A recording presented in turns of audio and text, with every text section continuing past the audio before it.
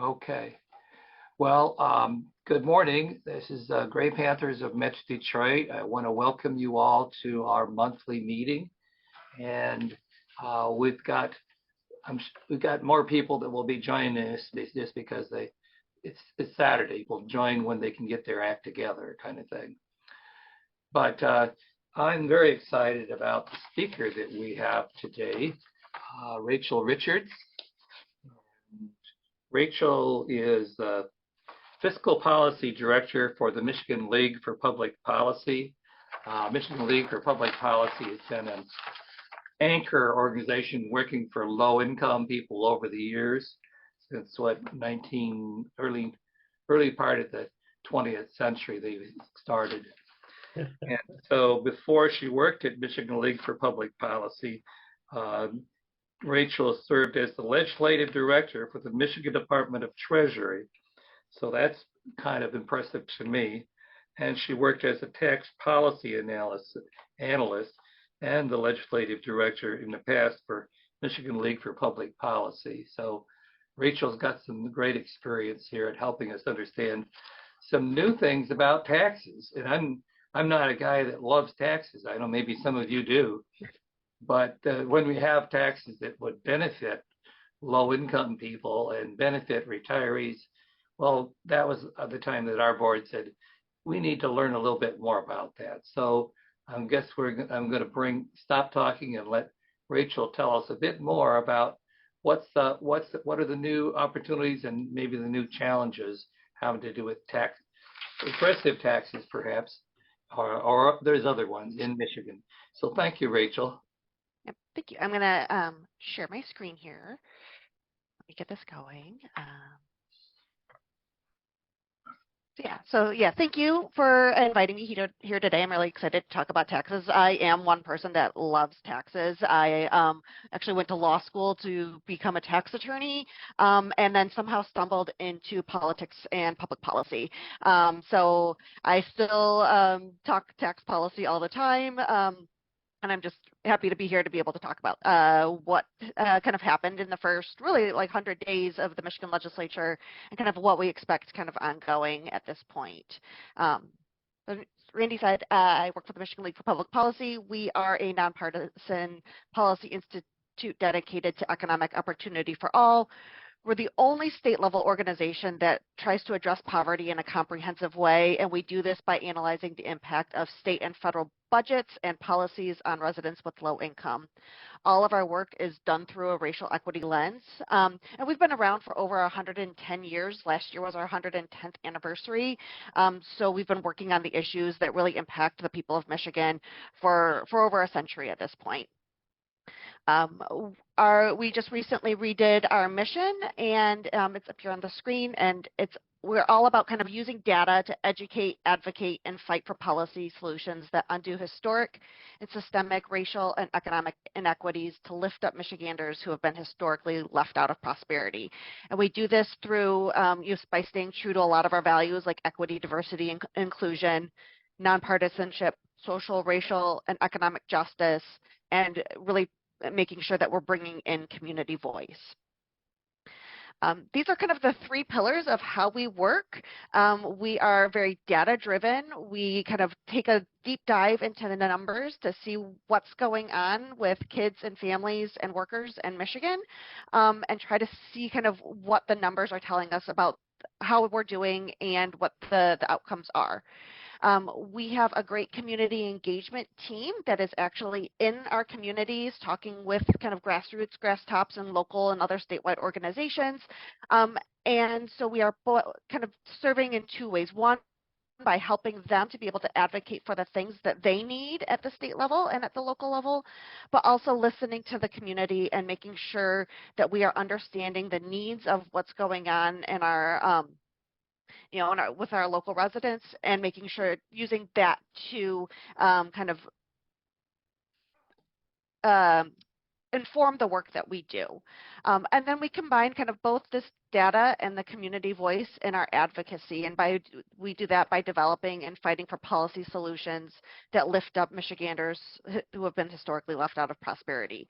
And like I said, we do all of this with a racial equity lens, and we do this to we do this to shift power, policy, and resources to solve racial inequities and pursue justice.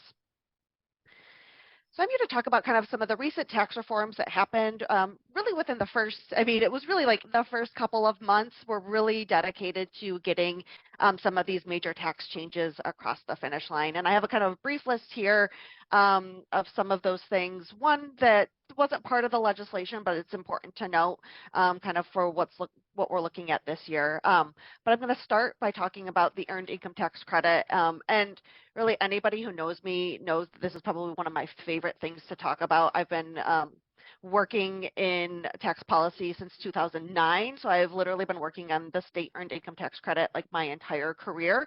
And so for folks that don't know what the Earned Income Tax Credit is, it is a federal and state refundable income tax credit that helps workers with low to moderate wages make ends meet. So it gives them more money in their pockets at tax time to be able to spend on, kind of daily essentials like groceries and transportation and childcare, while also allowing them to remain in the workforce.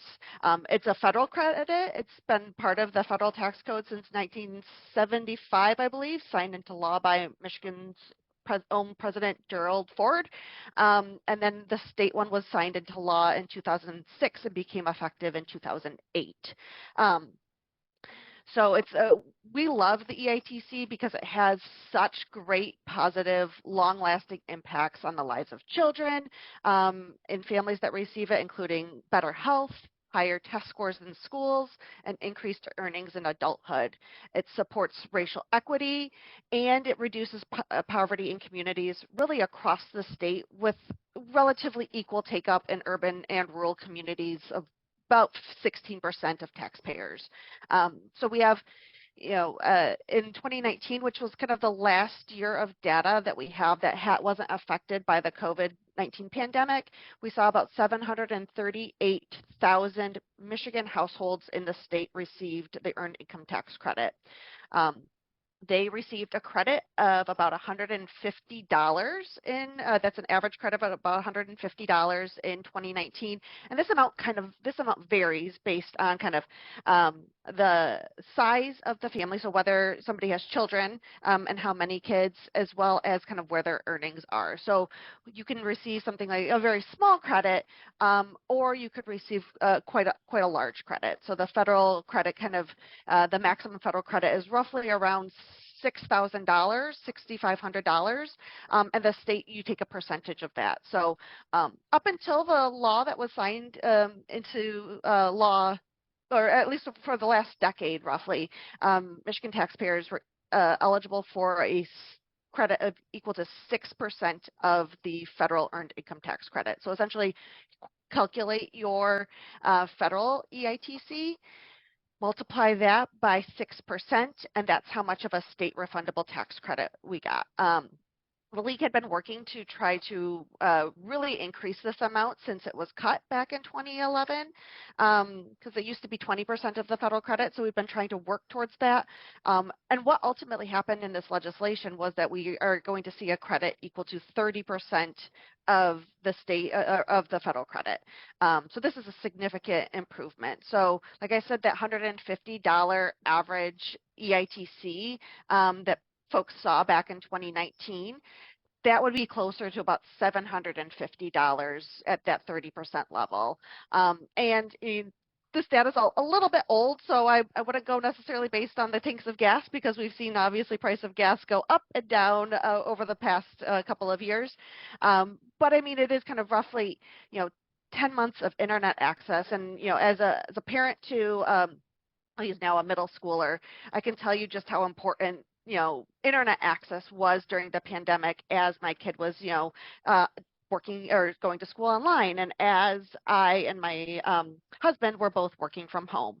It's something also like could be a month of health care for a family of 4 or a month of child care for a 4-year-old.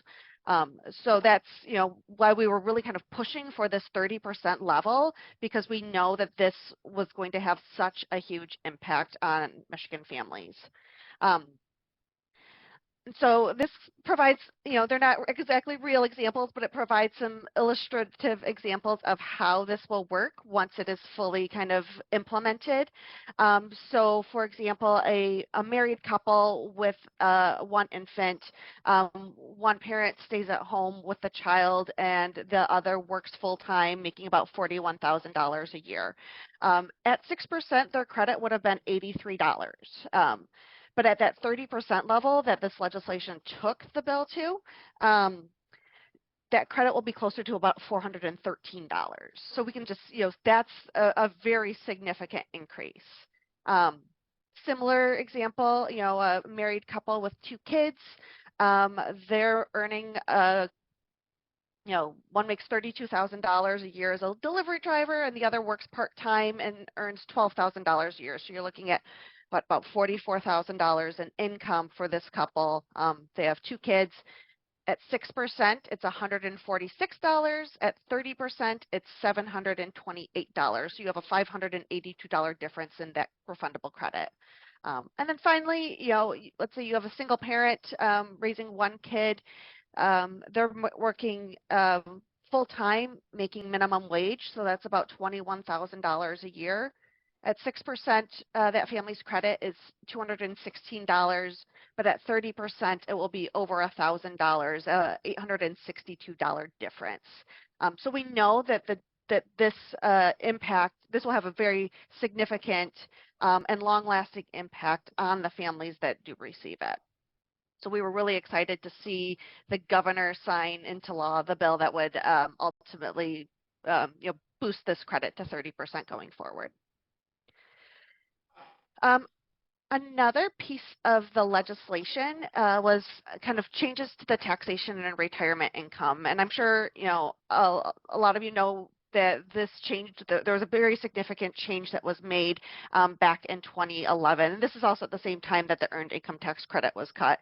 Essentially, both of these changes, the significant changes to this the taxation were a result of a kind of budget balancing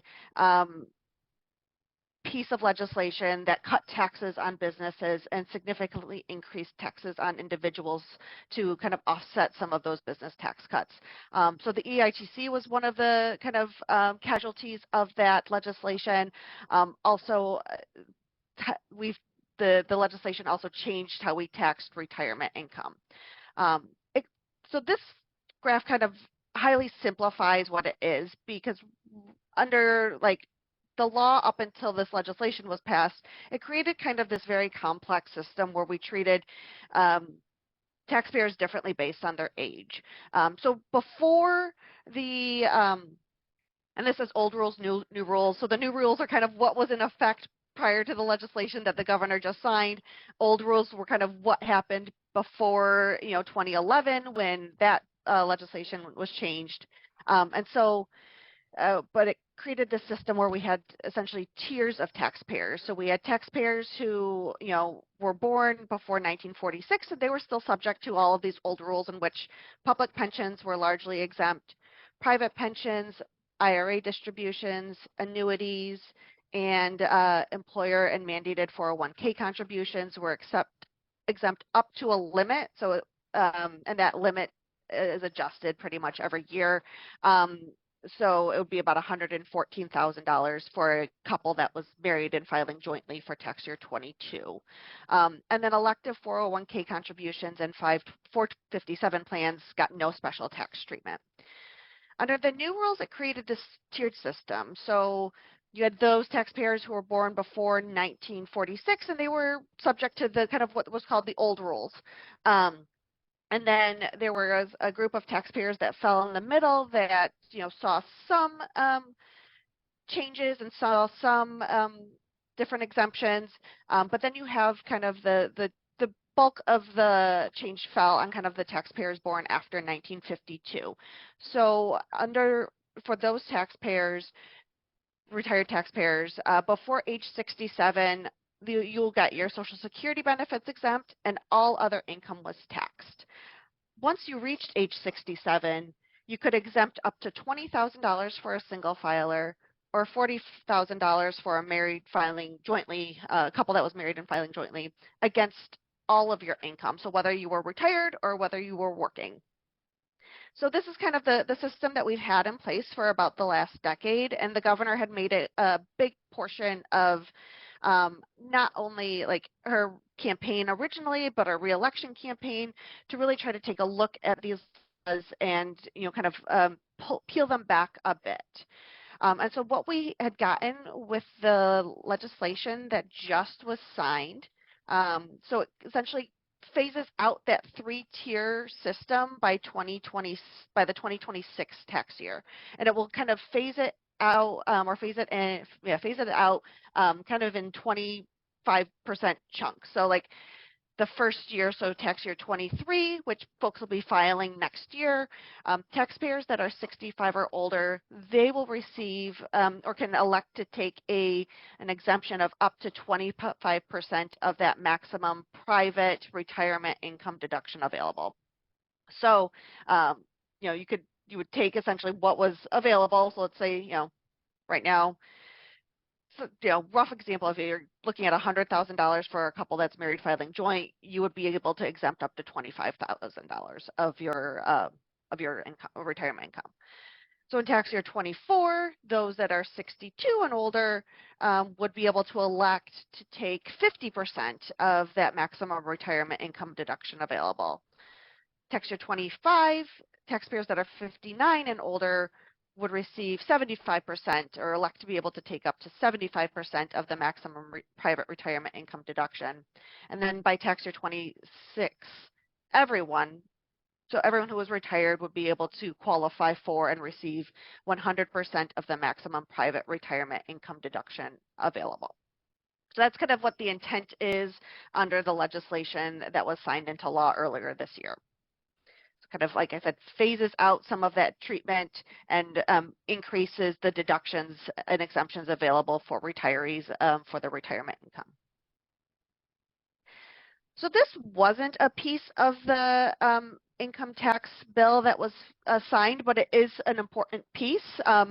When we had the revenue estimating conference, which is essentially, it's a coming together of the state's fiscal minds to be able to set the levels for the budget for the given year.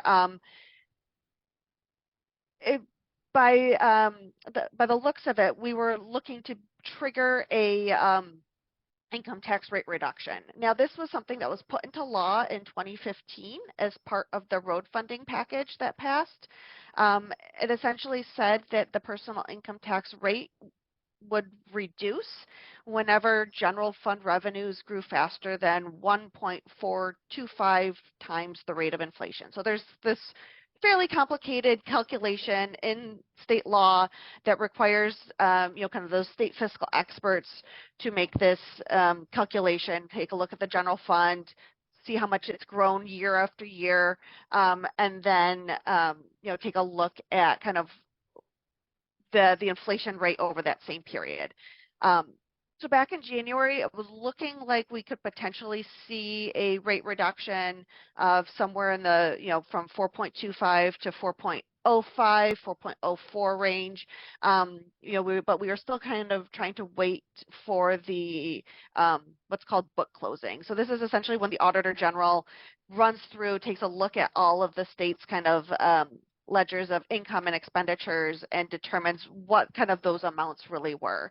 And so just a couple of weeks ago, the treasurer made a statement that once the books were closed, they discovered that general fund had grown fairly rapidly beyond kind of what that inflationary cap would be.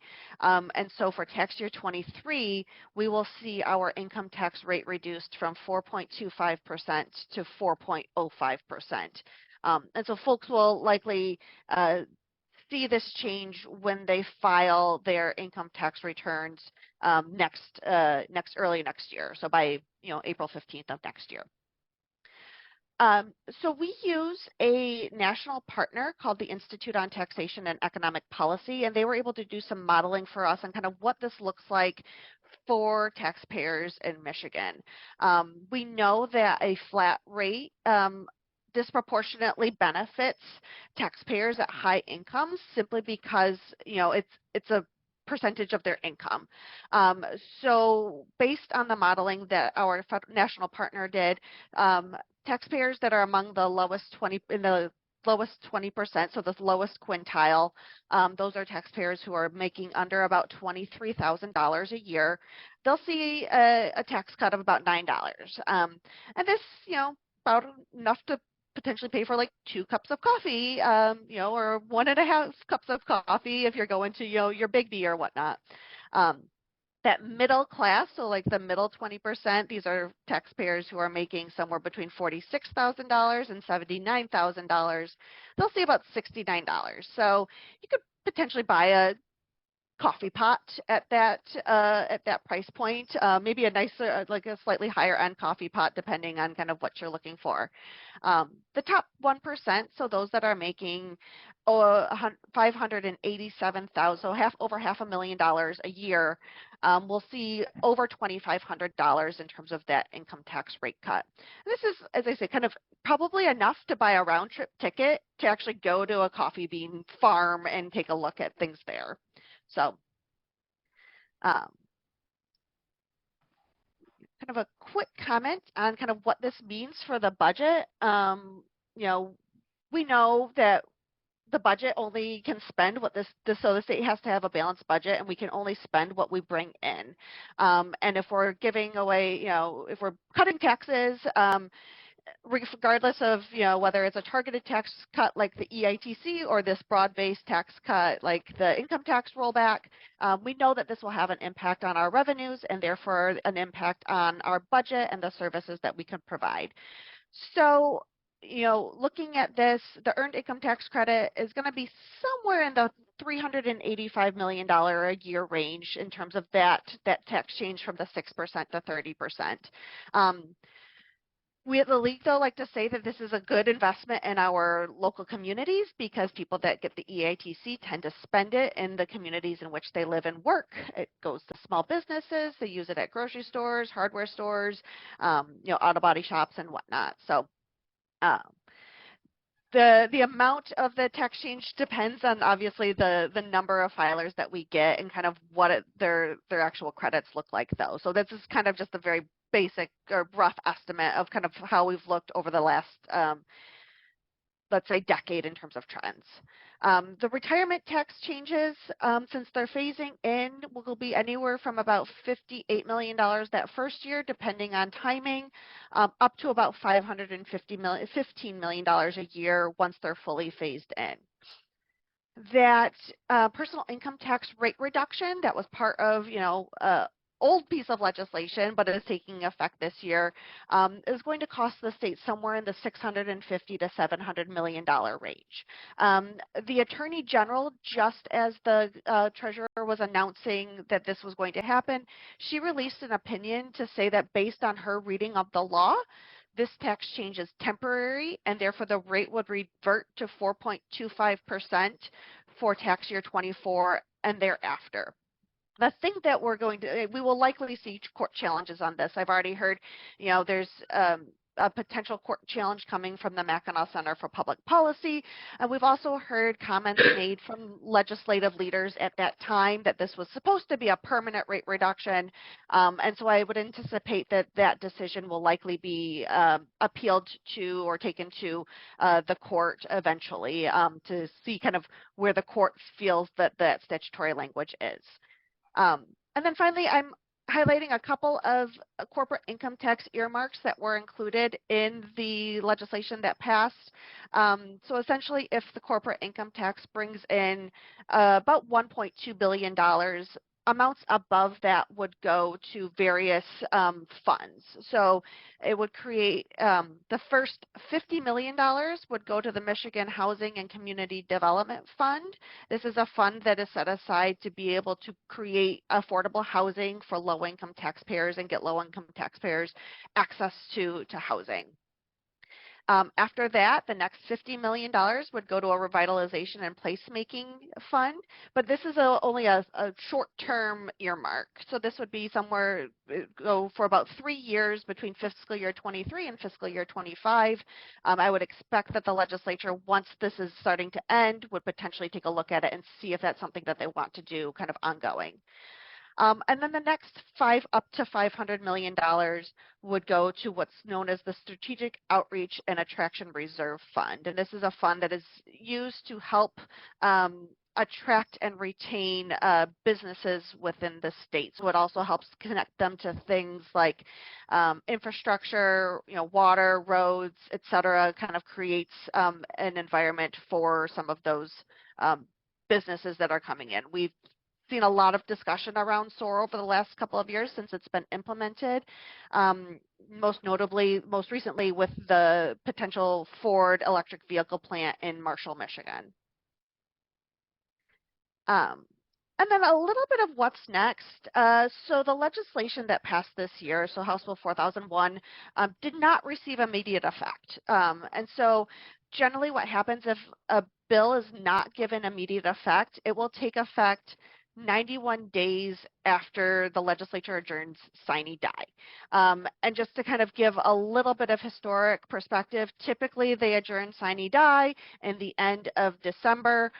So bills that aren't given immediate effect take effect somewhere around the end of March, which is always around my birthday. So I quite often say I get some of the happiest birthday presents and some of the worst birthday presents.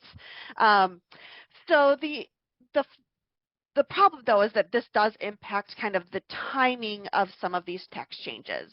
The first being that the earned income tax credit actually contained a retroactive component. So filers that were filing this year would have seen a much larger credit. So they could have seen that essentially a 30% credit when you combine the two credits that they were given. Without immediate effect, the checks for that additional 24% credit can't be mailed out this year. So we would expect that that Treasury would be able to mail out those checks, but they won't be able to do it until the bill takes effect, which, like I said, is going to be sometime in the first quarter of next year. It also could potentially delay the processing of returns with earned income tax credits or retirement taxes so for your tax year 23 taxes. So what you're filing kind of early next year. It's a little bit of a problem in that we know, especially folks that receive the earned income tax credit, they tend to file early because they, need that money to be able to, pay bills or, make larger, investments in their own homes or, purchase appliances or, fix a car or whatnot. So the fact that the timing could be delayed a little bit is potentially problematic for especially these filers. There's a little bit of bright news in that we have Senator McDonald Rivet. She introduced Senate Bill 144 that would essentially give immediate effect to those tax year 22 retroactive pieces of that EITC. The bill has been introduced. It received a hearing in the in the Senate Housing and Human Services Committee, and it was reported out, and it's currently sitting on the Senate floor. I have not heard as to where negotiations on this legislation are, though. We're watching it. We're hopeful that the legislature takes this up so that we can be able to get those checks out the door this year for families that really need it. But, kind of just trying to wait to see where legislative leaders and the administration falls on this. As I said, the checks will go out. The tax year 22 checks would eventually go out, but they'll just be delayed another year without that immediate effect. And the last thing I would talk about is kind of what's going to be the effect of that triggered income tax rate reduction. Is it going to be one time, as the Attorney General said it was said that her reading of the statute is, or will the courts ultimately determine that it was meant to be ongoing? So those are just some things that we are watching over the next several months to see kind of what happens there. So I'm just going to do a quick little plug every Friday, pretty much every Friday. We've had a couple that we haven't done this, but our communications director, Laura Ross, does our Yays and Nays. It's a Facebook Live. We record them and then put them up on our Facebook as well, so they're always up there. And it kind of does a weekly roundup of what's happening in Lansing and how it impacts you at home. So talks about kind of the legislation that's being considered, some of the things that are ongoing, some of the work that the league is doing. Sometimes we'll have partners come on and talk about issues that they're working on to really try to make the connection between statewide public policy and the impacts that it has on our families at home. And then we do send out updates at the league. So if you're ever interested in hearing kind of what we're doing or what's going on or things that we're publishing, you can sign up and get updates. We don't do a ton. I mean, I can't say how often we email, but we try to get out some of the important pieces that we think are really, well, or at least what people want to know about. So at this point, I'm happy to answer any questions. I know I kind of went through a lot of stuff pretty fast, so I'm happy to answer questions and whatnot.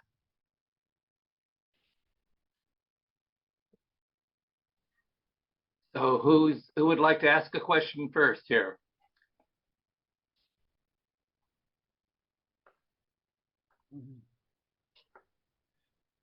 Chuck. Yeah, I'm real interested in the EITC. Are there statistics on what sort of uptake there is on it? Like, is everyone who qualifies actually applying for it? Or are there a lot of people out there who are low income that just are not taking advantage of it? So from what we see, there's probably about 1 in 5 eligible EITC recipients that don't take the credit. And as to the reason why they don't take the credit, I can't really say. Some of it is like perhaps they don't know, especially if they're filing on their own, if they're not using a reputable filer, and whatnot. What we like to talk about and what we like to kind of encourage folks to do is to use, we have what are called volunteer income tax assistance programs. For a good portion of the state. There are a number of counties, like really, UP and some of those northern Michigan counties just aren't served because of kind of lack of capacity at this point. But largely, there are VITA programs that are over a significant portion of the state, and they are IRS trained income tax filers, federal and state income tax filers that will file income taxes for folks that qualify, and generally it's low income folks. And so it provides them a great opportunity to get free, high quality tax filing. And if more people knew about it, we think that there would be a better uptake. I will say we are right about on trend with kind of what the rest of the nation is with that 1 in 5. So it's not like we're doing necessarily a lot worse than everybody, but we'd like to see that number go up a bit. I will.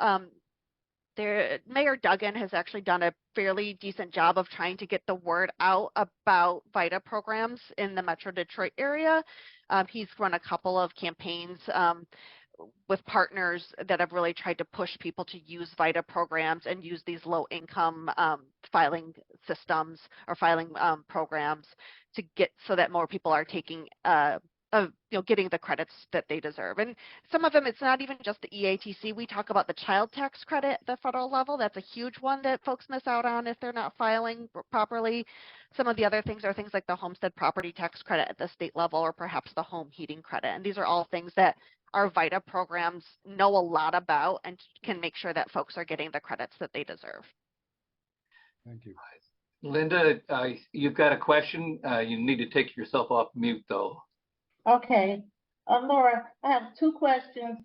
Is the information you just shared on your website and the retirement income you referred to, is this retirement income from Social Security, or retirement from your pension?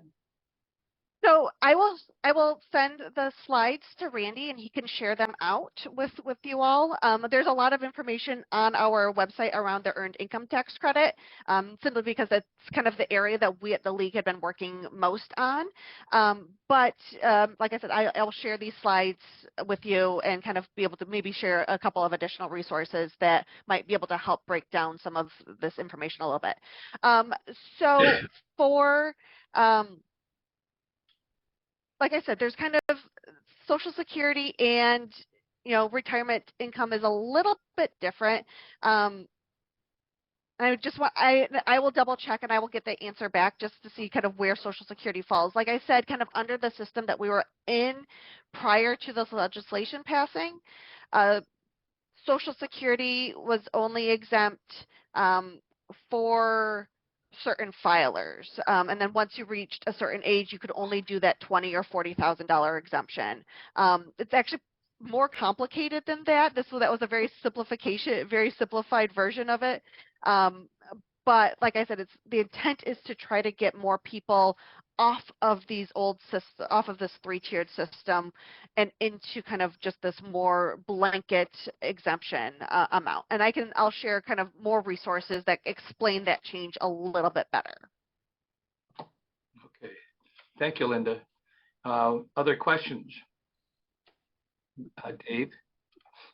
Do you think there's any chance to get a graduated income tax in Michigan?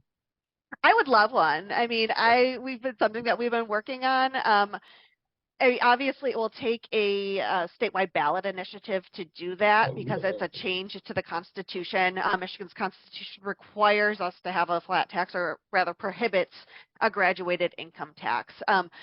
But it is something that lawmakers have been talking about over the last several years and trying to at least raise the profile of a graduated income tax, because it can be structured in a way that provides, some tax relief to taxpayers at low to moderate income levels, while, taxing kind of, people talk about in like terms of a millionaire's tax, for example, and making sure that they are paying their fair share as well. So I would love to see one.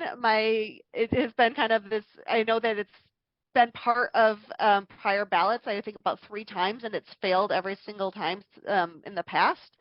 But we have a lot of statewide partners and local partners that are starting to talk about it and try to kind of raise the awareness of what this could mean, not only for our tax system, like making sure we have an equitable and adequate tax system, but also what it could mean for the services that we use our taxes to provide. Thank you. Great question. Kathleen and then Chuck. I thank you, Rachel. I really appreciate this talk. It's really helped me a lot. My question has to do with the fact that we've had a lot of legislation now that has gained support, but some of this legislation and some of the things that we've gained now will be delayed some in being enacted and operationalized. With that in mind, as a taxpayer, would you suggest that people would delay filing for taxes so that we can get the best benefit within any given tax year, to delay, say, till closer to April to file, as opposed to delaying maybe filing in early February? Thank you. Yep. So I think the only thing that it will delay is actually processing. So, we would encourage folks to still continue to file as, they typically would. We aren't entirely sure on the timing of sine die this year. I mean, that's, like I said, all of this kind of depends on when the legislature adjourns. If it's typical, like I said, it's, potentially these bills take effect in the end of March. But we also saw a couple of additional pieces of legislation, one of them being the moving up of the presidential primary to the end of February. That bill also did not receive immediate effect. So my guess is that they'll be taking a look at things, and if that bill needs to, get effect, or needs to take effect before that presidential primary date, the legislature can adjourn sine die much earlier. So they can, potentially adjourn in October or November, depending on the needs of the local clerks to get that piece implemented. So we could see that, significant moving up of that end of March date, depending on when the legislature adjourns. So there's a lot of questions that are just kind of unanswerable at this point, since we don't know the legislative timeline right now. And then I would say, even if the legislature does adjourn sine die much earlier this year, the governor can call them back for a special election or special session to do certain pieces of legislation. So if there is a need to do something around K-12 schooling, she can call them back to do something around K-12. If there's a need for them to come back to do something about clean water access, she can call them back and say, you need to work on this legislation around clean water access. So even if they adjourn sine die, they can still meet in that time frame if the governor calls them back. Chuck? Thank you. Yeah, thanks. I was really interested in the EITC, but specifically things that benefit low-income people. And I'm also interested in voting patterns and non-voting, really about non-voting patterns. What else is on the League's radar as far as things that would benefit people, low-income people, substantially, where people might think to themselves, wow, the government is really helping me in my day-to-day needs? Yeah, absolutely. So right now, what the League is working a lot on is state budget. It is a big portion of our work, and we have a number of priorities that we're looking at to hopefully get in the legislature's budgets. There were a number of things within the governor's budget recommendation that we were really excited to see. Notably around some additional support for like third grade reading supports. We saw some funding for the universal breakfast and lunch or universal school meals for our K-12 kids that would help not only low-income families, but all families, because we know that kids that are hungry, it's harder for them to learn. There were a number of healthcare improvements that we were looking at, some investments in housing, some investments in environmental justice issues, so really around clean water. We know that a number of our urban communities that tend to be more densely concentrated in poverty, they are likely the ones that are older communities. They have more lead in their homes and therefore means more lead in their water. It also means potential other contaminants within their water system. So a number of these investments we were really excited to see, and they're things that we're working on with our legislative partners to hopefully get within that budget. One thing we didn't see within the governor's budget that we've been working on is really taking a look at our cash assistance policy.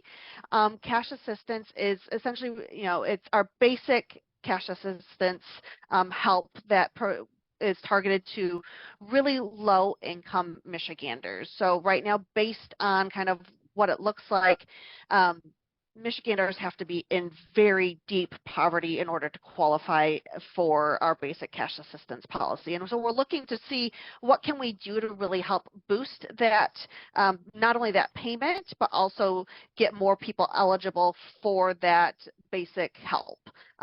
Because we know, getting people income, it's a big way to be able to help them to, make ends meet.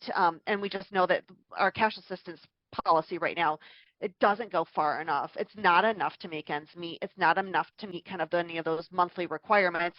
And, if we're looking at not even just kind of poverty, but also that ALICE standard, which is, asset limited, income constrained, but employed, there's a lot more people within that population that don't qualify and still need help making ends meet. So that's one of the other big things that we've been working on, and hopefully starting to raise the awareness around that. So. Super, thank you. Rachel, I've got a couple questions. Mm-hmm. One is probably a very simple one, and the other is more of a political one. But the first one is, there's a number of people that don't earn enough money to file taxes at all, or maybe they're not aware that they should be filing taxes, and so they don't do it that way. But they think, well, if I haven't filed my taxes in the back, in the past and I do it now, they're going to catch up with me. They're in trouble with the IRS or with the state. Now, can a person who doesn't have a lot of income still be able to apply for that EITC credit? So in other words, they may not owe any taxes because they're too darn poor, or they may owe just a small amount. And they still apply for the EITC and get that check as a credit? Absolutely. So the earned income tax credit, both at the federal level and the state level, is a refundable income tax credit. So even taxpayers that don't make enough to actually owe income taxes, or those that make, or that they owe just a very, very little bit, that EITC is refundable, and any amount above and beyond what they owe in terms of state or federal taxes is refunded to them or returned to them as a refund. So let's say you owe, let's kind of do a blanket, let's say you owe $100 and your earned income tax credit is $800, you will get that $700 back to you in your refund. Yeah, so it sounds like a good deal, doesn't it? Now, the other part that seemed to be pretty obvious to me is that this retirement tax is clearly a huge benefit for wealthy people above $300 or above $400,000. They're getting what, $2,000 or $3,000 as a credit, and the lower 20% might only be given $6, enough, like you say, enough for one cup of coffee. Has there been any kind of discussion about making that retirement tax more equitable so that you'd have a lower income people who are, let's say, retired and or moderate income can get a little more, and the people who are very wealthy who don't really need over another $2,000 can get a little less, so we have a little more fairness in that system? Yeah, I mean, so the problem, we kind of like, is we were talking about just a little bit ago with the graduated income tax. The problem is like our Constitution prohibits graduations as to base and rate. So anything that's really structured has to be done in a way that doesn't affect or doesn't run contrary to that provision. When Governor Snyder did this significant tax change back in 2011, there were a couple of provisions that he was trying to do, such as phasing out personal exemptions for high income earners, that the Michigan Supreme Court ruled essentially created a graduated income tax as to base and rate. So things that phase out in exemptions or credits for high income earners, or that changes kind of what those deductions look like because of the amount of income that you earn, those potentially run contrary to that constitutional piece. There are things that you can do. For example, I mean, what the governor proposed to do and what the legislature ultimately did was essentially kind of create this cap for, and it's also what Governor Snyder had done, although his is much smaller, in terms of that $20,000 to $40,000 exemption amount. That you can put kind of a blanket exemption or blanket deduction amount that allows so a low-income taxpayer that only has $40,000 or moderate income taxpayer that only has $40,000 in retirement income, they might qualify to take all of that, while somebody who has a much larger pension or private pension still would potentially be only able to take that $40,000 amount and then therefore be taxed on the rest. So that's kind of what Governor Snyder had done. Governor Whitmer and the legislature this year, they obviously just kind of took those caps and made them larger. So they're phasing in kind of larger exemptions for folks, which, yes, could potentially benefit, higher income families or higher income retirees a little bit more. But kind of the way that the legislature chose to do it this time. Okay. Any other questions from people on the call? I'm always full of questions myself. Now, Gray Panthers is an advocacy group, a group that's trying to work for change. And so we don't want to just walk away from a very brilliant and enlightened lecture about what's what, but we'd like to know what can we do to make things better. And so I'm just wondering, I know that the EITC still hasn't been given immediate effect, and there's that, what is it, Senate Bill 144, I believe. Yep. It just didn't get passed in the Senate, I believe. Right. But I'm thinking that might be one thing, but are there other things that you would think that an advocacy group should be doing to make things more just in Michigan? So I mean, I think your piece on Senate Bill 144 is great. It's something that the league is continuing to have conversations with with the Senate about, and with the House about, like, if it gets out of the Senate, where are we in terms of the House? So obviously talking to your state lawmakers about that piece and understanding like why it's so important to get that money out this year rather than waiting a year is something that is a very actionable step at this point. And one of the things that we kind of are looking at is that triggered income tax rate reduction. We're obviously going to be kind of watching it as it, potentially moves through the court system. We think that long term it's problematic, especially if they do create this ongoing income tax rate cut, because the income tax is kind of our one semi-progressive tax system or equitable tax system that taxes based on kind of ability to pay. So, if we are continuing to ratchet back our income tax, then our reliance on highly regressive sales and use taxes and other excise taxes and regressive property taxes, that reliance goes up, which puts a bigger dent into the pockets of low-income families and moderate-income families. So that's something that we're watching. We would love to get that triggered rate reduction out of the law. I'm not sure if there's the political will to do that at this point, but kind of just trying to wait to see the impact, like once it gets through the court system, as to whether it's going to have a long-term impact at this point. So those are some of the tax things. Obviously, there are a number of things that we have on our website that aren't tax specific. Like I said, we're doing a lot in terms of cash assistance policy, a lot in terms of health and housing, and to actually have some good actionable steps. So if you want to go around our website, there's a number of reports that we have that we do create, do have recommendations that we, urge folks to kind of take a look at.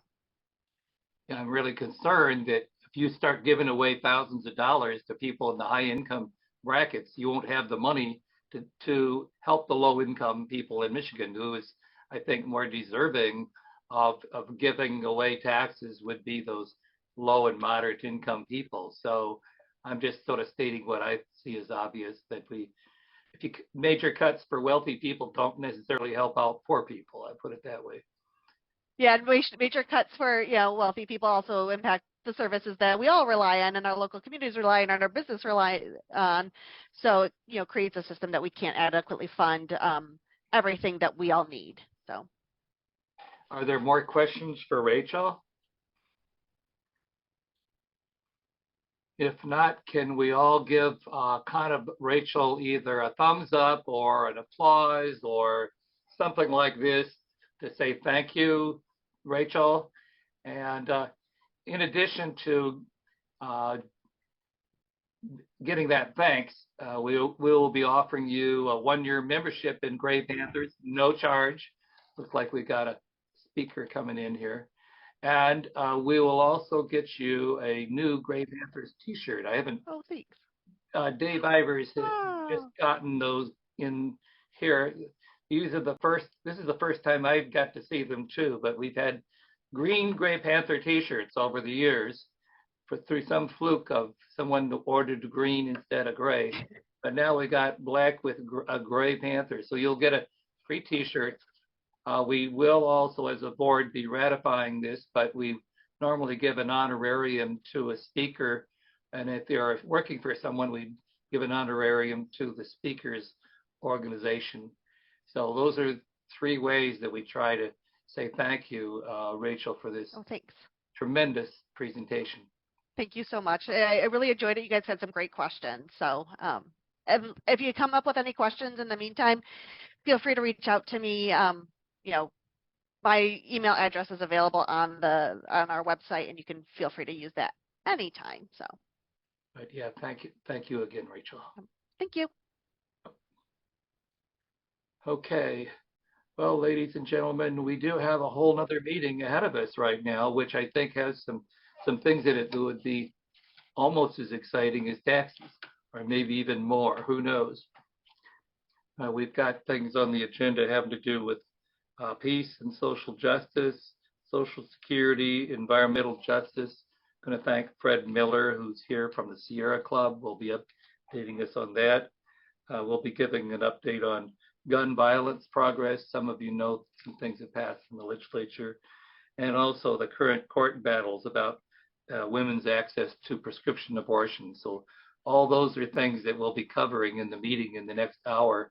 And so I'm hoping that you will all stay, and hopefully a few more people actually will come too, because we've got a nice big chunk of things to talk about. Wanted to give you, I'm the chair of the National Council of Gray Panthers Networks, and we meet once a month, and so our next meeting will be just 3 days from today. So you're going to get the information about some of the things that are on the agenda for this group. We had, there are people that were getting, let's see,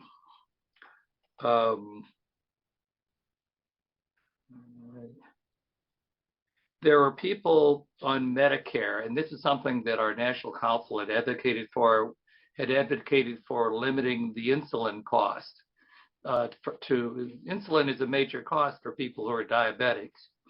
And so we were part of a movement to push Congress to limit the cost of insulin to $30 a month.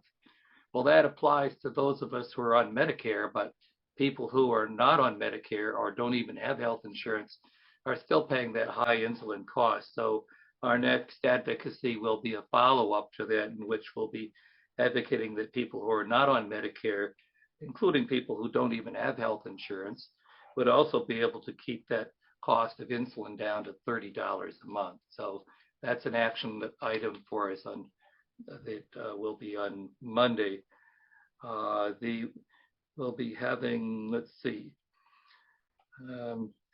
we will be talking about this reproductive justice with a court case in Texas that I'll be telling you a little bit later, but our national group may be taking a position on standing up for women's access or a right to have an abortion. There'll be, let's see, there's also a problem of older people in prisons.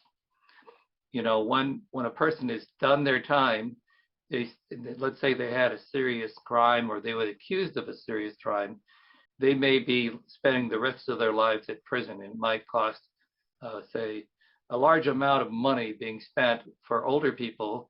And there's a growing trend that there's more older people in prisons than the other age groups. So that's an issue that we've got a committee of people that are going to be looking at. How can we address the issue of more older people being stuck in prisons when they've done their time? They're probably no harm to anybody, but we're paying for that. So that's an issue. We will also be doing this follow-up. We did an action alert here from our last meeting on to stand up for Social Security and Medicare, because those are part of some of the Republicans are talking about how, well, we've got this cap on the deficit, and we've got to cut the budget. Just like there's people, the classic push and tug and push of trying to cut budgets to help wealthy people. There's this cut. How do they cut the budget so wealthy people can get more benefits, and people who are the arrogance of saying that because you're on Social Security, and securities in a cash flow, that wealthy people shouldn't step up for that. So that's another agenda item for our National Council of Gray Panther Networks. And there's going to be we always have reports from people from different networks around the country. So we've got, for example, somebody who was just from Missouri, wanted to start a Gray Panther network there. So that's a sample of some of the things that are on the agenda for Monday. And I wondered if any of you have questions about any of that or comments. It keeps me busy sometimes. But we have, there's also, I will just say that in my role as being on the National Council, as well as with here, I was asked if I would be in a panel discussion to do a presentation on gray panthers. And, I heard my wife told me just last night that the name gray panthers is not a household name anymore. People don't even know we're out there, but we are. So lo and behold, on Jeopardy last night, they had a question about what was the name of the group that Maggie Kuhn started? And guess what the answer was? Gray Panthers, yeah. So lo and behold, we got national news there just by being on Jeopardy. But in either case, I was starting out to say that I was asked to be on a panel discussion to describe Gray Panthers, and I've done that. I kind of gave a 2-page summary of what I've been doing since 1978. I'm now 75 and been with this since I was 31 years old. And I'm kind of was trying to tell, why Gray Panthers and how do you do it? And the importance of being intergenerational, which was the vision of Gray Panthers. So I'm just another doubly appreciated that Danny is part of our network as a younger Gray Panther. But I'm just saying that's something that will be published at a National Convention of Unitarian Universalists, which happens to be my faith group. So if anybody wants to know what I think about Gray Panthers, I've got something in writing there. It will be published at a national convention. So there we go. That's my National Council of Gray Panthers report. Let me get the. Okay, here we go.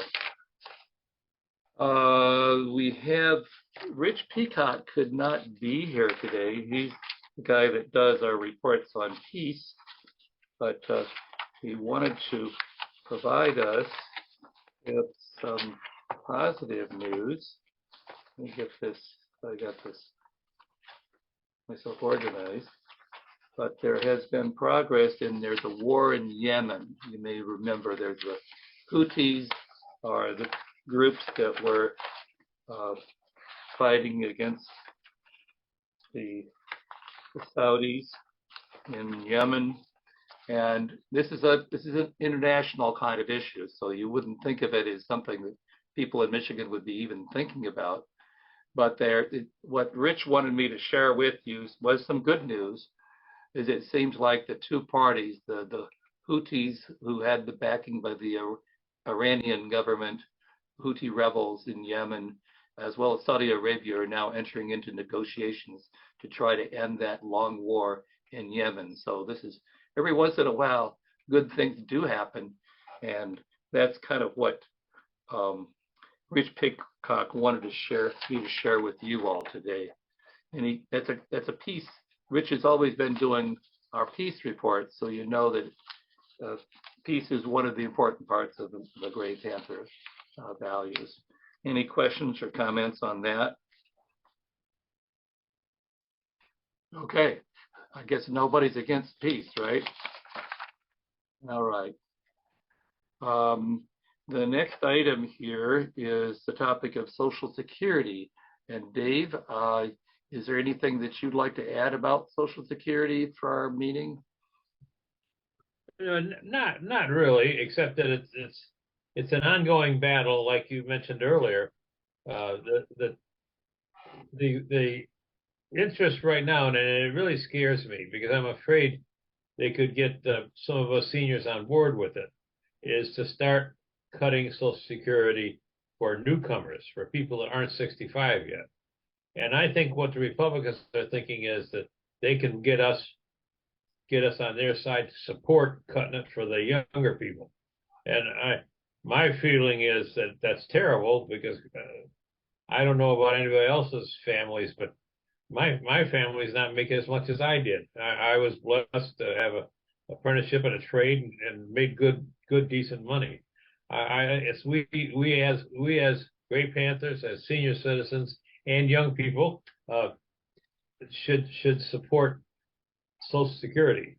And the number one thing is to take the cap off or raise it dramatically, and that would solve all the problems of Social Security right there. So I mean, I have no real report other than that. Is this ongoing? The struggle is there, and there's a absolute, and there's even a couple. I have to be political in this. Republicans are almost 100% for cutting Social Security, and there's a few Democrats that support cutting Social Security, especially for younger people, and that's scary. Thank you. Any comments more about Social Security? I'm sure that a few of you do benefit by Social Security. If you get old enough, it will happen. But it could be if you have a disability, you could be getting SSDI, Social Security Disability Insurance. But I'd just like to hear if anybody else, because Social Security is like his bread and butter for some of his older folk. What do you think about? I think there was a Congressman Johnson from Wisconsin was proposing, and there's other Republicans that have proposed that they review, because Social Security has got like 10 more years left before they would have to basically cut the amount of Social Security that we all get down to from 100% down to 74%. I mean, that's a hell of a cut, and that's because people have to step up to the plate and find a way to make sure that Social Security will continue to be there, not just for us, but for Danny and for our grandchildren.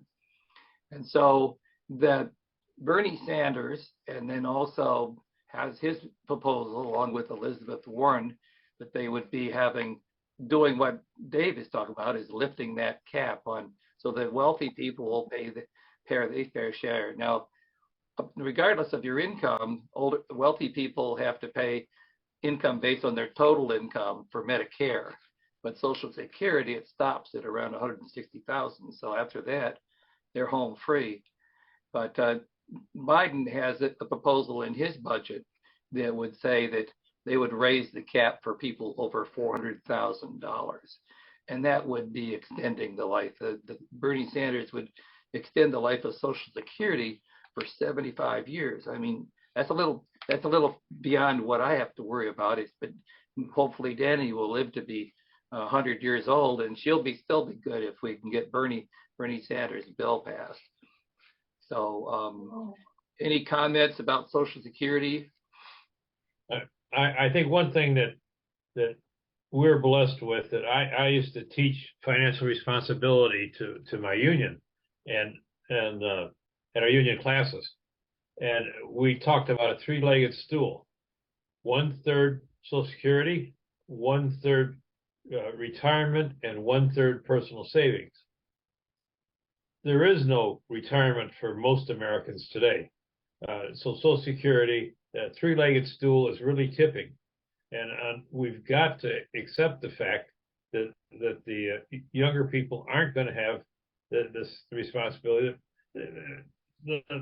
I'd say the luxury that we have of having either a defined benefit or a pension, it's something that most of us don't have anymore. Most young people don't have anymore. Yeah, there was an article in today's Detroit Free Press that was coming from the standpoint of somebody who's from Oakland County, who does he does data research. But there were basically, the data for Michigan was showing that there's a lot less younger people a lot less people who are having children these days, meaning as younger people would be below the age of 35 or something like that. And there's a lot more older people. So we, as baby boomers, we knew this was happening, but now they're showing that also the demographics is that there's going to be around over 50% of the children that are having less children going into schools. That'll make a difference in terms of how much money is spent on education. But if these children grow up and pay taxes, that's who we're depending on to keep Social Security in balance too. So we got to take care of those grandchildren right now, make sure they can help kick into Social Security. And the other thing that I'll just mention is that the article this morning said that over 50% of the children that are coming into our schools now are non-white male children.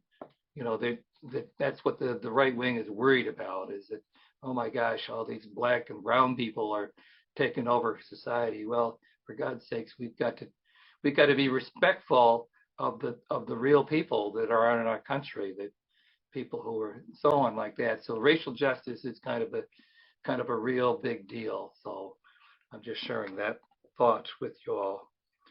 But yeah, so be ready. You know, when I sent out an action alert on Social Security and Medicare. We'll probably send out another one. So be ready to make calls to our legislators, because they got to know that Social Security is not something to play with. It's not something to ignore anymore. That the wealthy have got to pay their fair share. That's my take on it. Any last comments on Social Security, Medicare? That comment about the black and brown people taking over, the black and brown people are the least people you have to worry about is rich white people like Donald Trump that are the enemy to this country and to the people. I cleaned the feces of white people with my bare hands. I would die for you. So don't worry about the black and brown people. We're your friends, okay? That's ridiculous.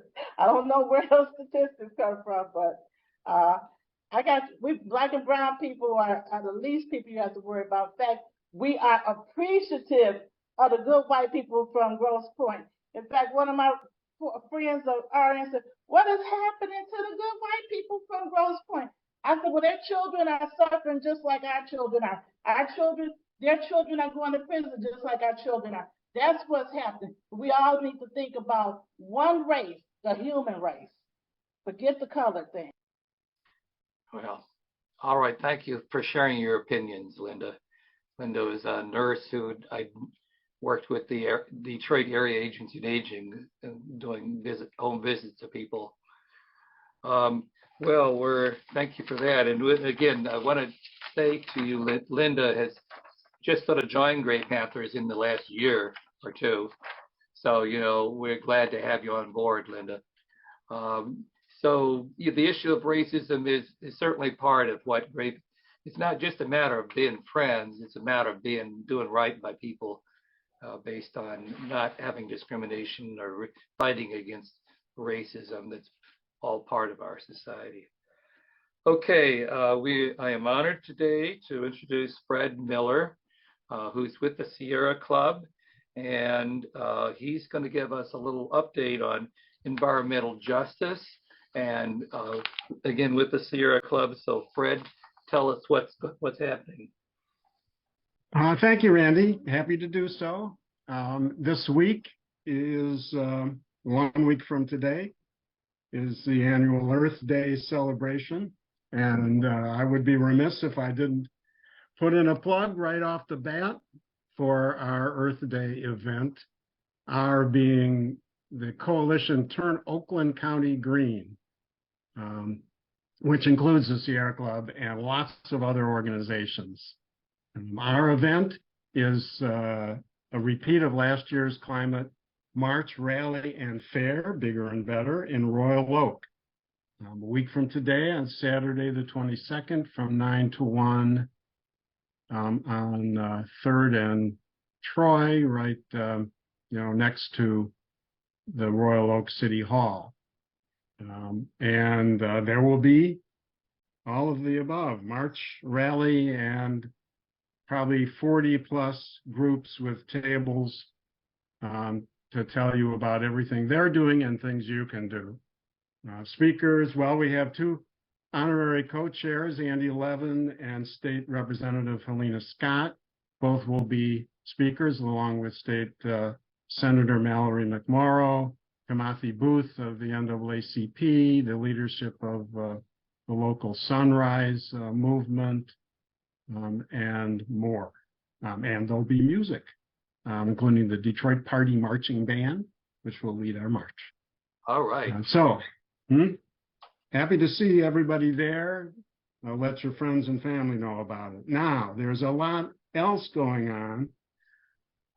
that we can, there's some very positive things going on. For one, the Democrats in the state legislature announced a new package of bills, clean energy legislation.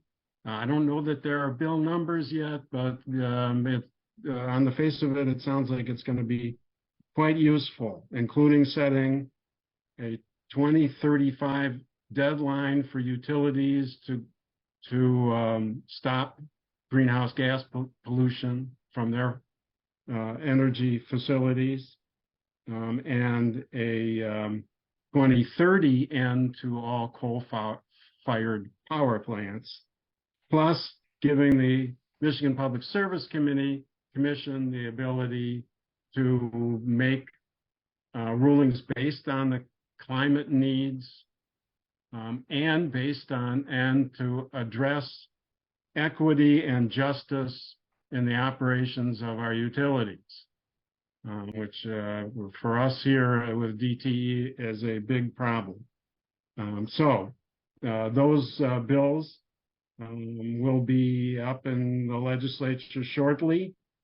And a big opportunity to express yourself on those will be the Sierra Club's Lobby Day in Lansing on May 17th. I've put in the chat links to both our Earth Day event next week and the Sierra Club Lobby Day information. You can sign up for the Lobby Day. You can sign up for the Climate March, though you don't have to. You just show up, we'll be fine.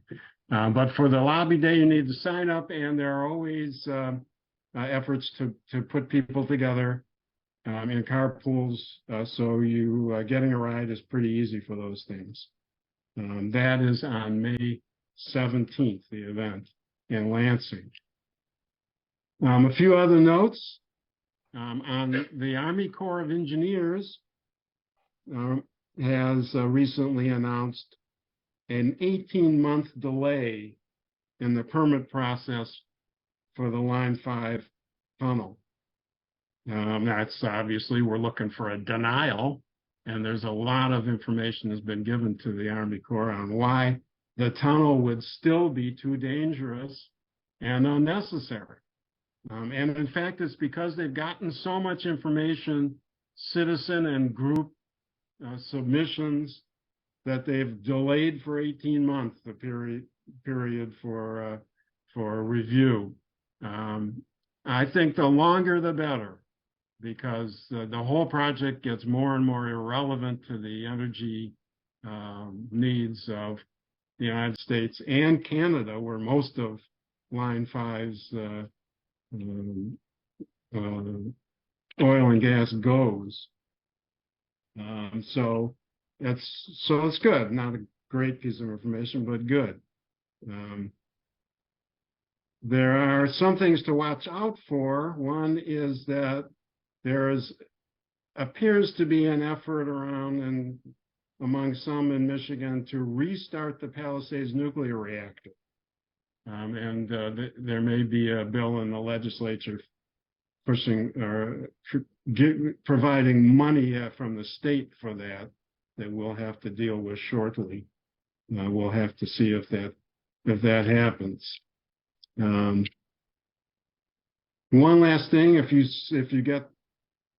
can look at the Free Press, there was an excellent piece by Debbie Dingell, co-written by Ben Jealous, who is the new national president of the Sierra Club. You may know him from his work running the NAACP nationally for a number of years. And that op-ed really set out a lot of the things that those of us working on climate and energy are most concerned about at this point. And it was a really good piece, and nice to see Debbie Dingell taking a strong stand. Any questions? Yeah. Who's got some questions here? Fred's bringing a wealth of information.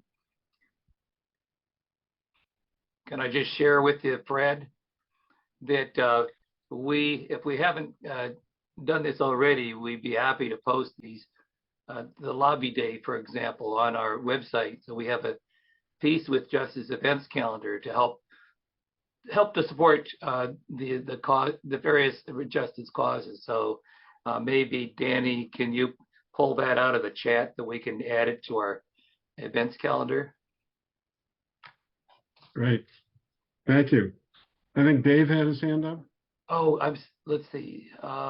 Yeah, okay, Dave.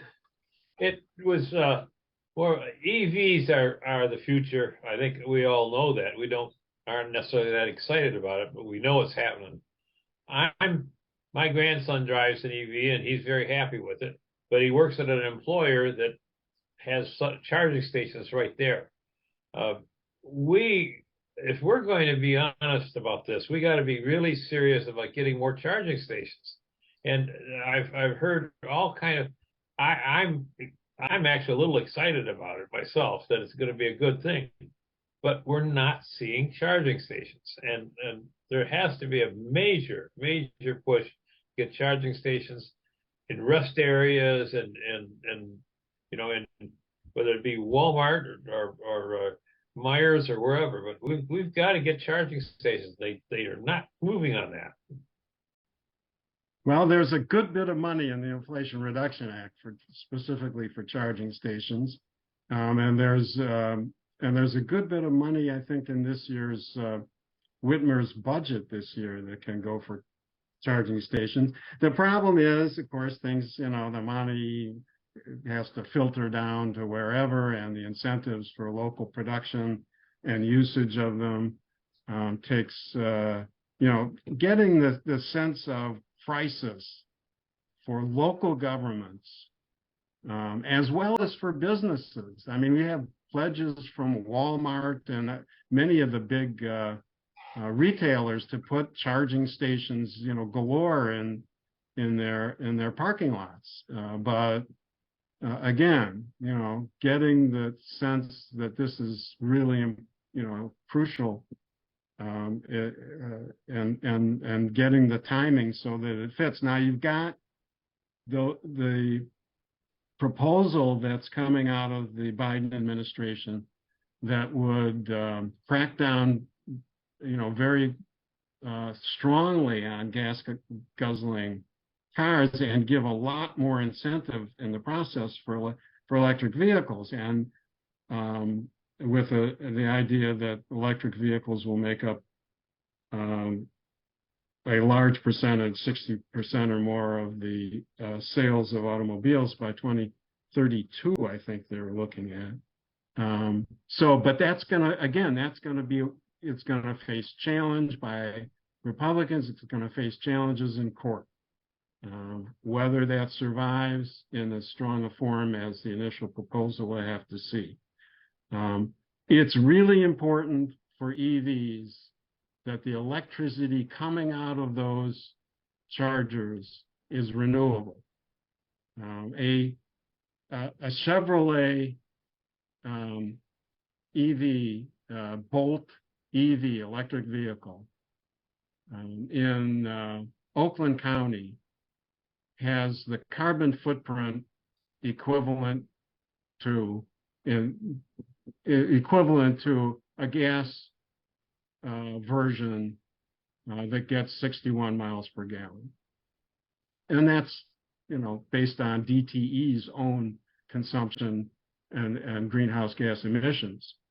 The same vehicle used in Chico, California, which happens to be where my brother lives, has the carbon footprint of a gas version that gets 130 miles per gallon. Twice, more than twice the mileage, essentially, more than half the greenhouse gas footprint of the same vehicle here in Oakland County. That's why DTE is so crucial to everything that has to do with conversion to electricity. Thank you. Chuck. Hey, Fred. Hi, Chuck. You were talking about some bills in front of the Michigan legislature. Do you have an idea of who are the main people pushing the bills or supporting it? Well, actually, our speaker next week is pushing some of them and is a very crucial part of any effort to get many of them passed. That is State Rep Helena Scott. She is the chair of the Energy Committee of the State House. And so we were really happy that she signed on as an honorary co-chair of our event. It'll be a good chance to both hear her speak and for anybody who's in her district, which now extends, through part of northwest, Detroit and into into Oakland County. She's my rep, to have a chance to let her know what you're looking for out of the state legislature. Super, thanks. Okay. Any other questions for Fred? This was just a question that I didn't listen very well, Fred, so maybe you can help me out with this one. But you said that Ben Jealous was the national director and of which organization? The Sierra Club. Just took that position a few months ago.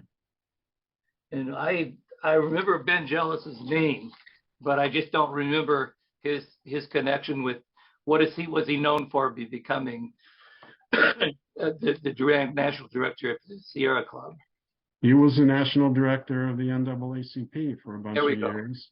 Has been involved in, in civil rights work for many, many years, but also has a long history in conservation and environmental issues.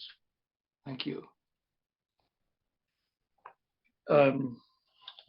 Anything else? Other last questions here for? Let me just say how much I appreciate the reports, Fred. Thank you. If there's no more questions, then we can move ahead. Hopefully my throat doesn't give out on me here. Now, how many of you are following the legislation that would, all over the country, there's having massive massacres of people with guns. Tennessee, we've had, of course, Michigan State, all kinds of, every week there's a new gun massacre. And we're fortunate to be in Michigan where they've just passed 3 bills. And the one most recently hasn't been signed yet, but it was passed. And are there people on this call that are following the gun violence issue that would like to care to say some things about that? I can give a broad overview, but I just thought I'd open it up to somebody else. Now, the one bill had to do with expanding background checks. And again, these are the ones that are probably least controversial, but nevertheless, they were getting passed by all Democrats and maybe only one Republican. So it's not clear that this has even though they're moderate bills, that they have wide support. Let's see, Linda, did you want to share something right now with that? Yes, I'm very much interested in that subject of gun violence, and also, so I'm in my master's study right now for advanced practice or to be advanced practice registered nurse, and in 25 I'll become I hope to obtain my license as a nurse practitioner, and my background is in psych, as you know, and corrections. So right now I'm very intrigued with the subject of mass incarceration and gun violence, and I'm working on a paper now. I think mass incarceration and homemade terrorism is the subject. We're sending people to prison. We're actually creating more violence. And it's not economical for us to send young people to prison for nonviolent crimes they're in a violent environment, and they come back on the street and they're wreaking terrorism on us, especially elderly people. Just recently, a 98-year-old woman was raped by a man, and then he raped a 98-year-old and then a 68-year-old. What are we doing in this country? It's ridiculous. I mean, I think Norway, they have a system where they rehabilitate. Incarceration, mass incarceration is doing our country and our society more harm. And studies, this is not me talking, studies by the World Health Organization and other leading organizations are saying the same thing. Why is the United States the leading capital in mass incarceration? And we're not producing peace. We're creating more terrorism. My husband was a correction officer. My daughter was a correction officer. I was a correctional nurse. They're bringing drugs into the prison. The prison is you can get anything in prison you can get on the street. Sex, drugs, everything. So we're not solving the problem by creating more criminal behavior. In fact, people with mental illness, since John Ingram shut down all the mental health facilities, we're sending people with mental illness to the prison where they become what's called mules. They are the ones that the very criminal-minded people are using to create crimes in prison and on the street. From behind the prison walls, they are operating and they are causing us all types of terror.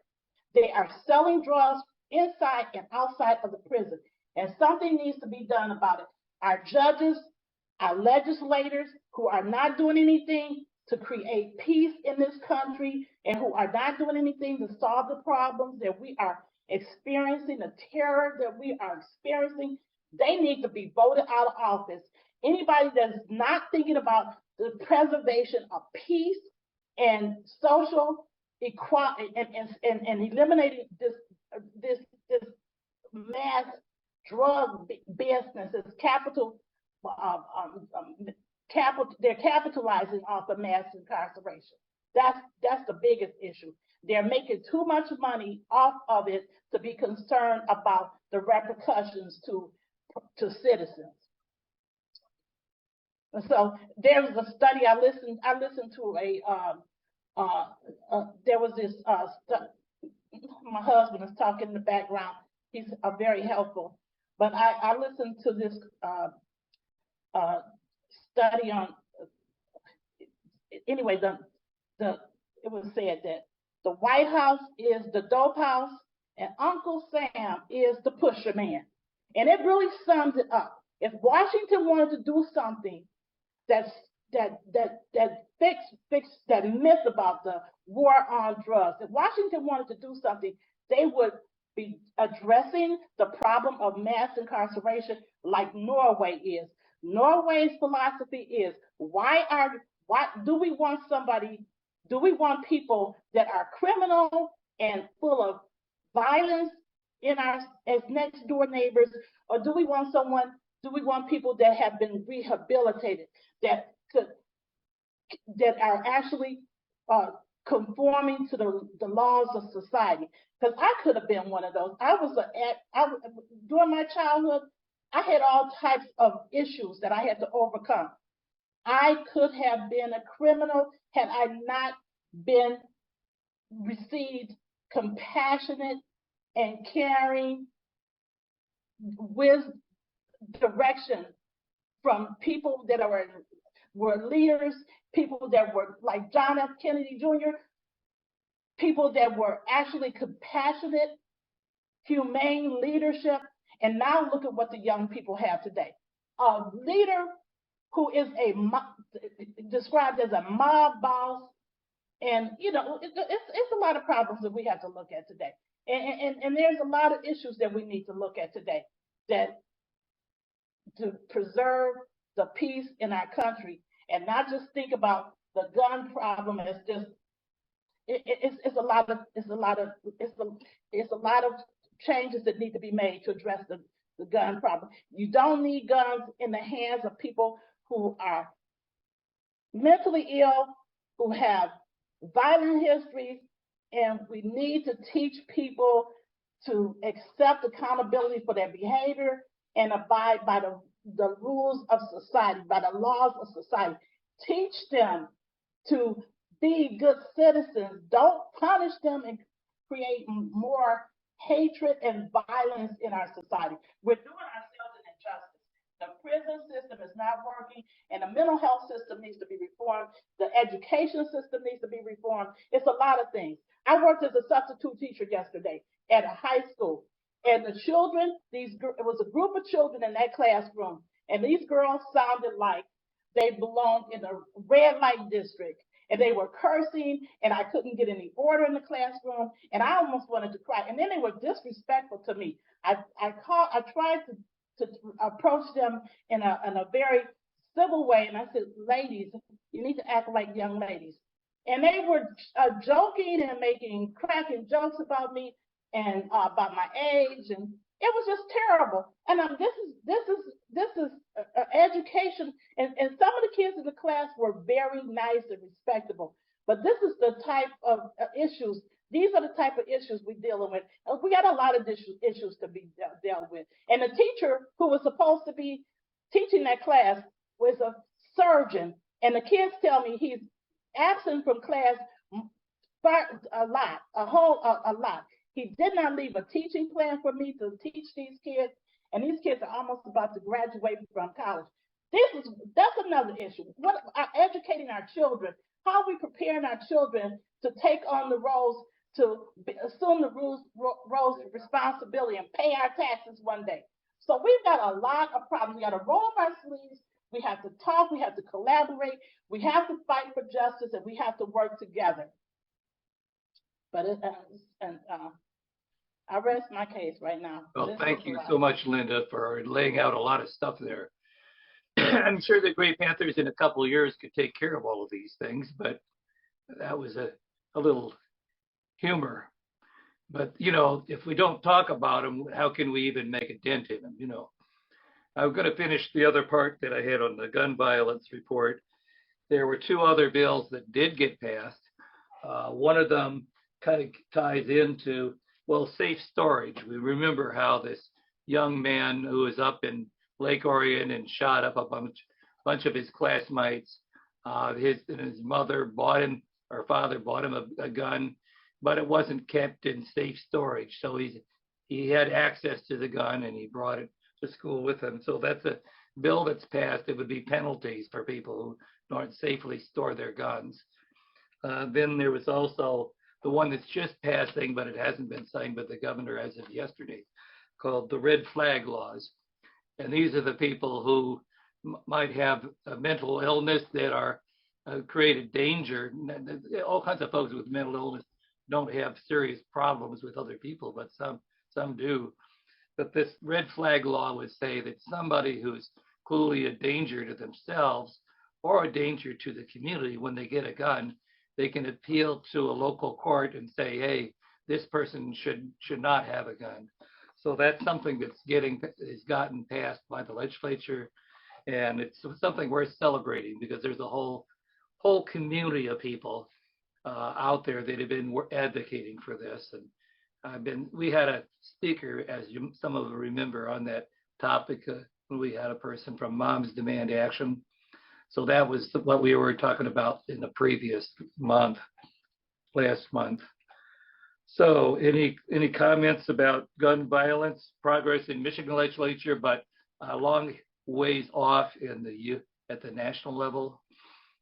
Randy, you cannot stop people from illegally obtaining guns. If they want to buy a gun, they can buy a gun off the street any day, anytime. Well, I would hope to think that we could, even though our solutions aren't foolproof, there's got to be a way to make some progress on these things. So I agree that guns are out there, But I'm not sure if I'm smart enough to have all the answers on this one, but I'm just saying it is a problem that a number of whole groups out there have been working to try to make some progress in spite of the fact that people don't want to have any controls over guns. Like you'd have your guns that are assault weapons, and a lot of these mass killings have come from people who, if they had, say, just a pistol that they got from somebody on the street, they might be able to shoot one or two people, maybe three or four.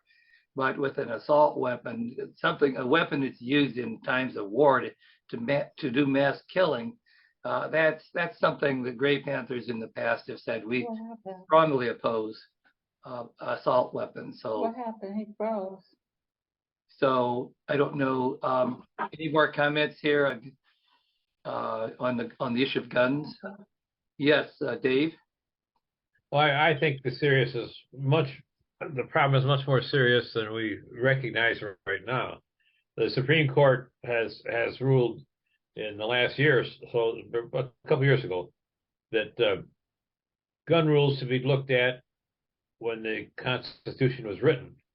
And there were no assault weapons. There were no anything. You know, a rifle, a gun was used, and I don't think there were many pistols in those days. But it was used for self-protection, for hunting game, stuff like that. And the Supreme Court we have right now, with the 5 nuts that we have there, they don't recognize any changes in the rules, the Second Amendment, since the Constitution was written. So to me, we're in for a tough time. I read just the other day that the laws that the legislature in Michigan are passing, as reasonable as they are and as common sense as they are likely not to stand up to the Supreme Court test once it gets there. And that's how ridiculous this is. And I don't know what we do. I don't. I believe, in fact, I think all the surveys show like over 60% of Americans believe that assault weapons are wrong. We don't need them in society. And the idea that the guns are available, absolutely they're available. They're available, but you don't have to buy them off a con man. You can buy them in any store. But the reality, in fact, is that the good people in this country have got to join together, say enough. And it seems like nobody is ready to step up front and say it. But our Supreme Court won't help us. Well, I guess I'm thinking here, and I thank you for that important background, Dave. But we could either take this up right now, or maybe we could take it up at our board. But I'd like to entertain a motion or something here, possibly, that the Gray Panthers will go on record for a second or a third time. We did this a few years ago to demand a ban on assault weapons. I mean, that's what they're not going to do in Michigan and there. That's not what they're going to do in Congress because of who's in charge, but it's the right thing to do. So I guess I'm just wondering if anybody else feels that way. And if you'd like, I'd entertain a motion if somebody would like to do that. Okay. Right. Eileen, I see Eileen, you moved. The Gray Panthers take a stand opposing assault weapons. And we have a second to that? Linda supported. Linda, okay. Moved. Assault weapons. Trying to write this stuff down here. And Linda seconded. So all those in favor of Gray Panthers sending out an alert about demanding an end to assault weapons, say aye or raise your hand. Aye. Okay, anybody opposed to that? If you're opposed to it, well, maybe, I'd like to talk to you. But yeah, yes, Kaya, you're on. So. I just want to amend the motion. Jim, turn yours on. I just want to amend the motion, a national ban on assault. Yeah, that was my intention. We're not talking about Right. a Michigan ban. Right. So that should be in we just say the wording. that the motion would be Gray Panthers calls for a national ban on assault weapons. Right. Yeah, thank you for the clarification. Okay, I'm going to move into the last item I've got on this agenda, which is something that's been taking a lot of my time lately, this last week. But most all of you have probably heard there is this big, with the Supreme Court a year ago in June, they outlawed abortion. And then we as Gray Panthers fought for, and we were part of a movement to get Prop 3 passed. We have a change in our Constitution that says we have a right for reproductive justice, including an abortion. Well, and this one right-wing Christian group insisted on taking the call for a ban on abortion medications, which now constitutes more than 50% of all abortions come from taking pills, to make that illegal. And that just happened on Wednesday to a conservative judge, and they were judge shopped to get it into that conservative judge with this other group. And so then there was a group of about, in Michigan, Attorney General Dana Nessel has joined with about 17 other state attorney generals to file a separate court appeal that they retain that this ban on that there be continuation of the environmental protection agencies, or am I getting that right? That there be a continuation that abortion prescriptions will continue to be legal. Right, to the FDA. FDA is what I was, Food and Drug Administration. So then this was appealed to the Fifth Circuit Court, which is the next court up from this guy in Texas. And this in the circuit court, which is also very conservative, ruled that they put a stay on this, but they didn't deny that this guy didn't even have standing for this. So it's now then the Justice Department, U.S. Justice Department, then appealed this case on to the Supreme Court. And so this is a lot of following of the things are happening just since Wednesday, all this movement in the courts and the Supreme Court. It was going to be an end to access as of today to abortion prescriptions. But then the Supreme Court said, well, we need some more time. We have to think about this. So who knows what they will do, but they postponed it until Wednesday of next week.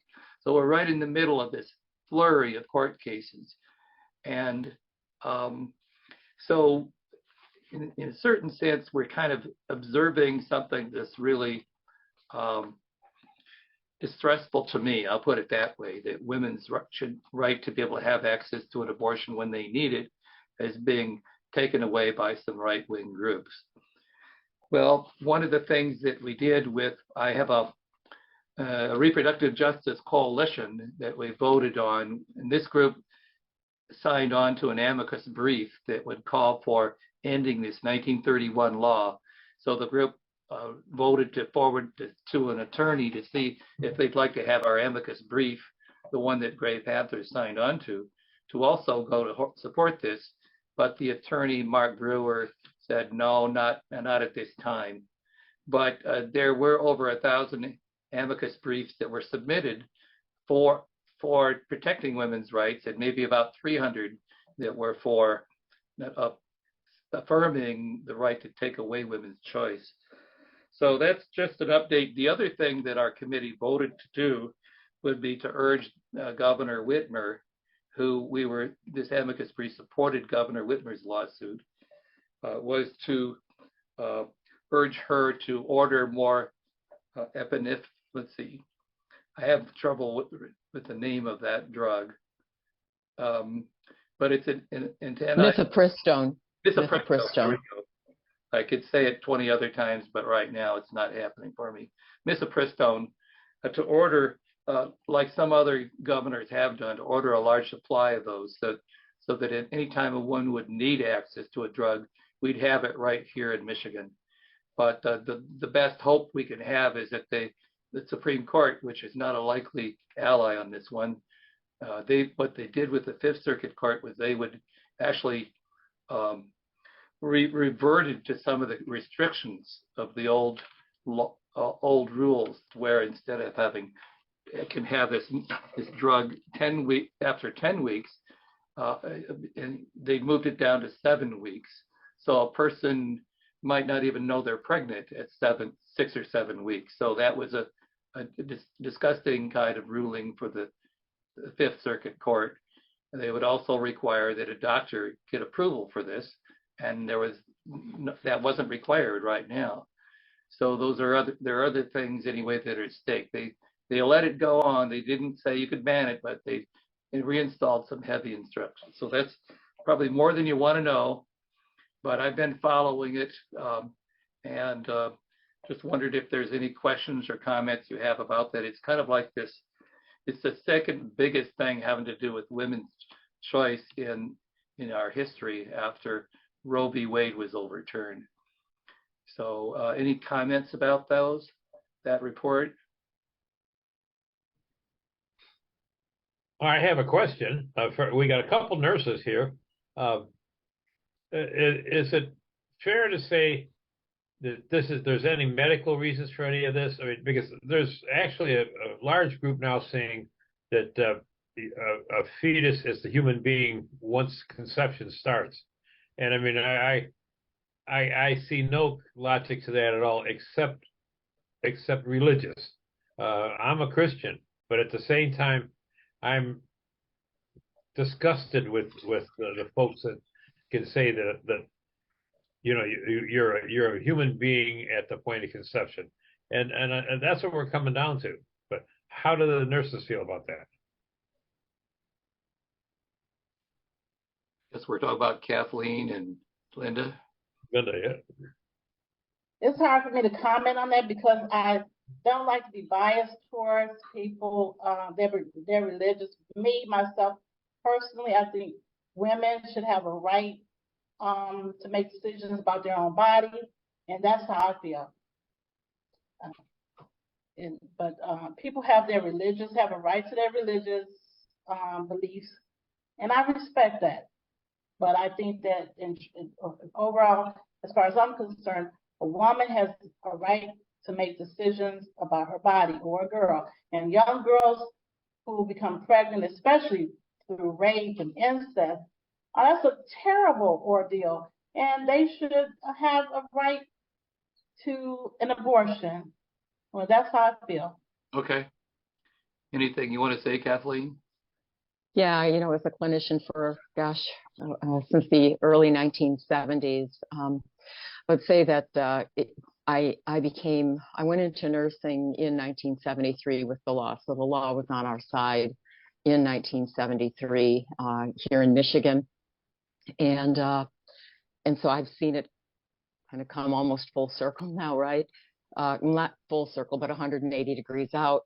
And I think a lot of it depends, and I think Linda alluded to this and actually said it right out, and that is that as practitioners, we have to withhold how we personally feel about things to be able to advocate for our patient as it relates to the way they want to see things done. The other thing that we are also held to as professionals is where we work and what the restrictions may be on things. If you're working for, say, a secular facility versus a non-secular facility, like some of the religious facilities where these kind of where women's reproductive health is part of their practice, and then we are restricted. I would say though that the one thing that I have been reading that concerns me as a former anesthetist is that we used drugs very similar to and often were exactly like the actions of mifepristone as it related to women that were miscarrying. And the problem now with it being so early on is that you've got women that come in for care and they're bleeding out. And this helps to stop that so that they don't hemorrhage and die. So I would wonder about outliers. There's always those shades of gray. And you want to provide the best care that you can, with understanding that life isn't black and white. It's not just all right and all wrong. There are the shades of gray, and those of us that work in healthcare, that's our territory, are those shades of gray. And I'll leave it at that. Thank you. Thank Kathleen. you. Eileen, I saw you had your hand up. Yeah, I was going to say that in a Jewish religion, they don't believe that life begins until birth. So this is kind of, in a big way, shoving Christianity as a national religion instead of absorbing everybody's beliefs. Yeah, that's exactly right, Very good. Eileen. Yeah, I've been working closely with people from the Jewish community, and life begins at the first breath. So like when they're born, they don't have a breath until they come out, and then so that life begins at breath, first breath. And so I'm just involved right now in writing a grant proposal to the National Institute for Reproductive Health. This is for my other job, working with the Jews for a Secular Democracy. And so the Jewish community has a big stake, just like other women, but it's even more clear that if you're a Jewish person, you don't want some other religion discriminating against you and trying to force you to follow their religion. That was the basis of this amicus brief. So I'm hopeful that we're applying for a $40,000 grant to the National Institute of Reproductive Health. So you may be hearing, if we get that grant, you'll maybe hearing a little bit more about it. But I guess I'm coming to the end of our reports. Is there any announcements before we finish up this meeting? And those of us who are on the board would start that up in 10 minutes or so. Any announcements? Yes, Eileen? We need a YouTube presence. We have one on there, one recording from like a year ago, maybe 2 years ago. But there is a Yeah, big we've been trying to get it started, but we've run into a few issues getting me logged into the Google so I can log into YouTube through Google. Right. Yeah, we're working on getting Danny to have some more access to some things, but Thank there's YouTube out there where they have some old YouTubes that are available related to Gray Panthers. So, for example, if I were this video that's already been done on the value of older people being activists, including what is entitled Gray Panthers, could also be popped onto a YouTube channel so that people could see that stuff. But thank you for raising that up, Eileen. If there's no other comments here, we've had a lively meeting, and I thank you all for being part of it. And we're going to have those of you who are on the board, we can start up again at maybe, 10 minutes after. Allow me to grab a candy bar and come back if you do a little special break, whatever you need to do. But thank you so much.